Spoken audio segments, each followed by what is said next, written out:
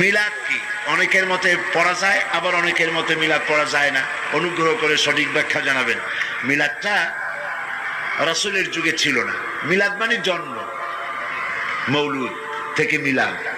তখন এই মিলাদটা রাসূল করিম সাল্লাল্লাহু আলাইহি ওয়াসাল্লামের জন্ম বৃত্তান্ত। এই জন্ম বৃত্তান্তের যে সিস্টেম আমাদের দেশে উপমহাদেশে চালু হয়েছে, কতগুলো লোক এক জায়গায় বসে তারপরে সব দাঁড়াইয়া এনাবি সালাম আলাইকা করার সুরে সমস্বরে একযোগে পড়ল। এইটা রাসূলের যুগে ছিল না, এটা সাহাবায়ে কেরামের যুগে ছিল না, এটা তাবিঈনদের যুগে ছিল না, এটা তাবিঈনদের যুগে ছিল না।